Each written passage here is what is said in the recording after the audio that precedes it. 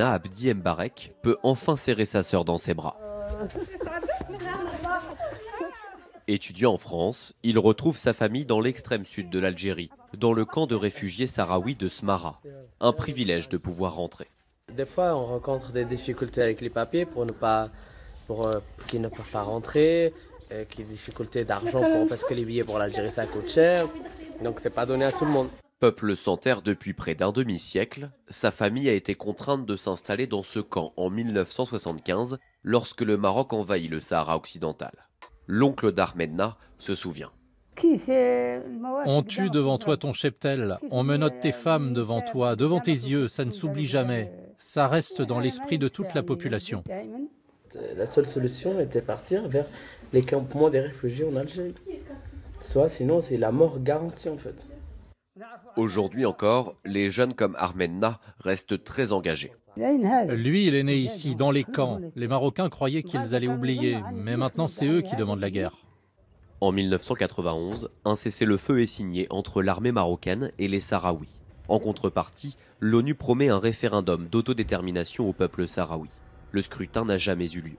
Un conflit gelé pendant 29 ans, jusqu'à la reprise des combats l'an dernier.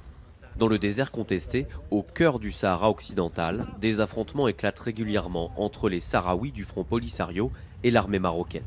Pour plaider sa cause, le Front Polisario invite la presse sur la ligne de front dans la région de Marbès, à quelques kilomètres des positions marocaines. À 65 ans, Baali dirige les opérations de la journée. On part vers le secteur 40 du bataillon marocain sur la ligne de front. On va vérifier leur position sur le secteur et on va les frapper. Notre stratégie, c'est de les harceler. La cible, le mur de sable, 2700 km de tranchées parsemées de mines et de postes de surveillance de l'armée marocaine.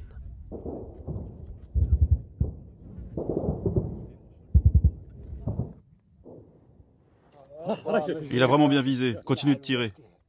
En attendant un dénouement sur ce front, comme sur le terrain diplomatique, les Sahraouis s'organisent avec l'aide indéfectible de l'Algérie. Alger accueille ses exilés du désert sur son sol.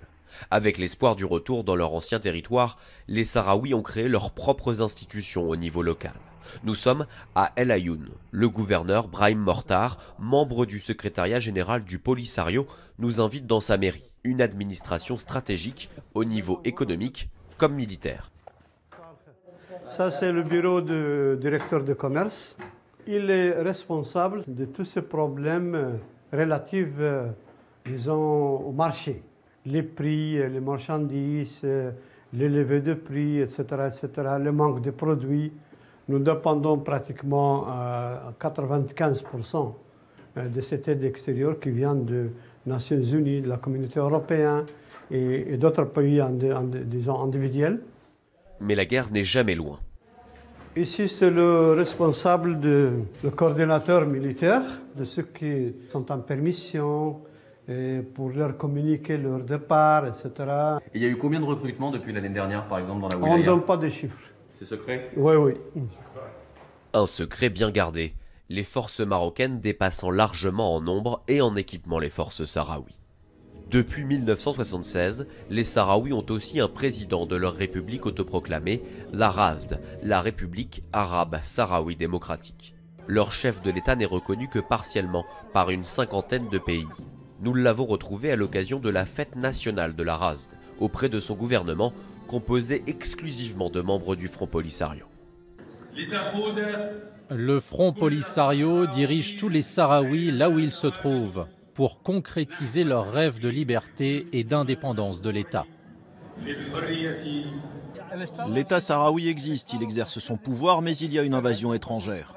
Nous voulons l'indépendance, ils nous ont expulsés de notre pays, nous voulons rentrer dans notre patrie et nous n'avons pas d'autres alternatives que de continuer à lutter. Une lutte armée qui fait l'unanimité auprès des exilés sahraouis, comme la famille d'Ahmedna. À la nuit tombée, il nous invite à retrouver ses cousins pour une fête familiale. C'est ma tante qui nous a invités ce soir, en plein désert, et donc elle va faire une petite soirée. La guerre est dans tous les esprits. Adrami Mohamed Mahloud a 15 ans, 3 de ses frères sont au combat. Mes frères ne sont pas les seuls, beaucoup de familles sont dans le même cas. Moi, je suis prêt à les rejoindre quand ils me le demanderont. Tous les jeunes étaient motivés quand ils ont appris la reprise des combats il y a presque un an. Le seul avenir, c'est l'avenir au Sahara occidental indépendant. Un nouveau médiateur de l'ONU vient d'être choisi. Staffan de Mistura, diplomate aguerri, est désormais chargé de relancer les pourparlers et de trouver une solution. Une tâche impossible depuis près de 50 ans.